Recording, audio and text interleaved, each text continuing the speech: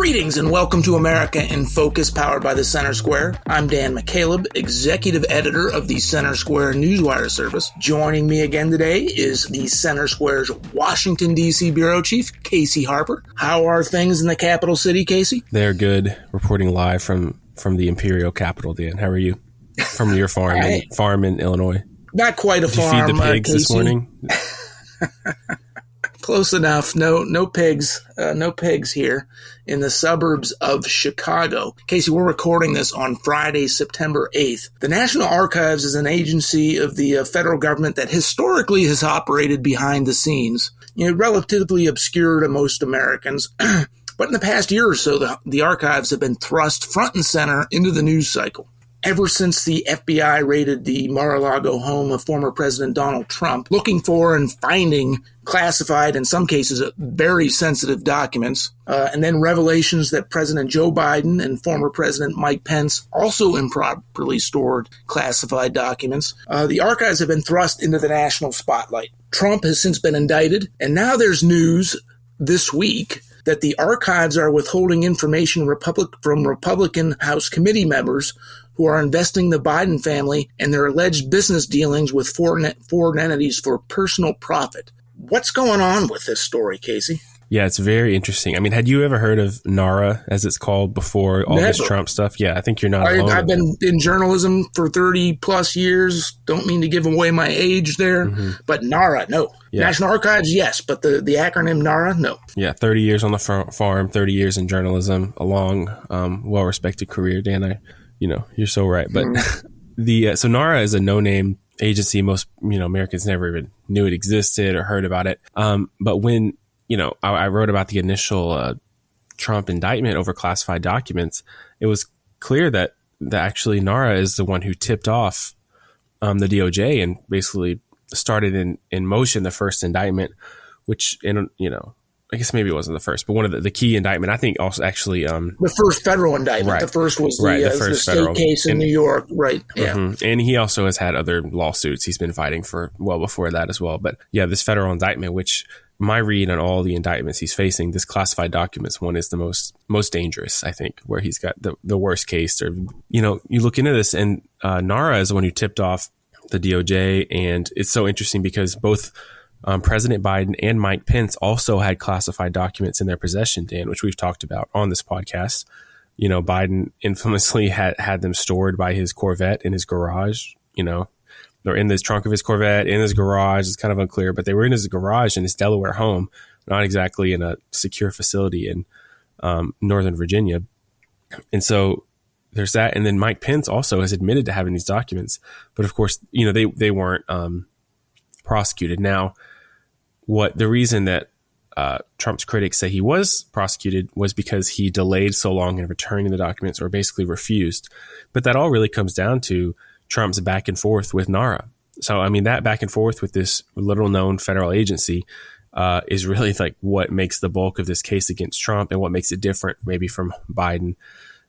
Although it seems like they both also violated some kind of law in the way that they took these classified documents. They just were more cooperative with NARA. So NARA is the big difference maker in all these cases. And so it's very interesting. And now we're finding out from House Oversight Committee Chair James Comer, who has been spearheading this Hunter Biden investigation out of Congress, that NARA is not really as willing to cooperate in the Biden investigation. So there's a lot of different angles to this Hunter Biden investigation. One being that Hunter Biden may have used Air Force Two. Air Force One, of course, everyone knows is the air power of the president, but the vice president has his own Air Force Two. And it seems that Hunter Biden may have actually used Air Force Two when Joe Biden was vice president to jet around the world and do these alleged, deals. And so that is, of course, at taxpayer expense.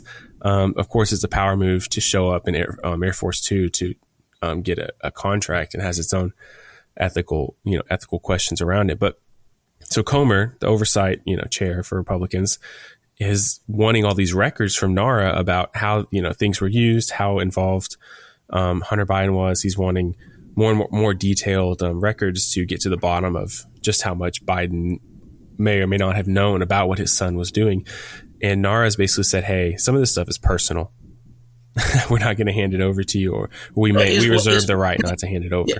Can I ask you, interrupt? I'm sorry. Please, yeah. Yes, NARA is saying yet some of this stuff is personal. Isn't that the point? Right. I mean, can you imagine? The Biden family were using their government, then Vice President Joe Biden. The allegation is, this is all just allegations at this point. There's, been plenty of witness testimony, public records, etc. But that the Vice President, the son, was using then Vice President Joe Biden to gain influence over these foreign entities to personally gain for the Biden family. Right. And I mean, how can a federal bureaucrat at a records-keeping agency make that judgment call on what investigators can see and what's personal and what's not?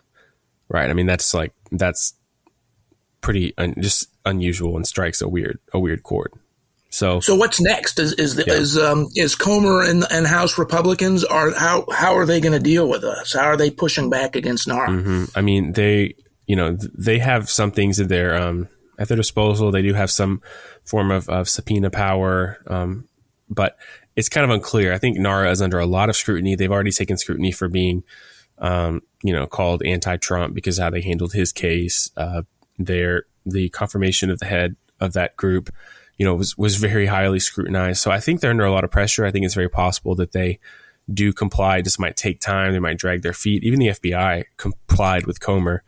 But Comer had to threaten basically subpoenas and doing a lot of things to get some of the documents he needed. And it took like a year for him to get that document that showed FBI informant saying things about how President Biden may have known about some of these meetings with Hunter Biden, for instance. So he has a good track record so far, but it just takes time. So I think this is going to drag out, and NARA is going to be under more scrutiny. And I have a story coming out about NARA at thecentersquare.com and how they've, at taxpayer expense, really embraced the DEI equity agenda, right? And so that's something to look for. And it does raise questions about whether there is bias among the people working there, the unnamed bureaucrats who are making judgment calls about what Republican investigators can see as personal or not personal in the Hunter Biden investigation. Well, I do look forward to that follow-up, Casey. As you mentioned, listeners will be able to read that story at thecentersquare.com.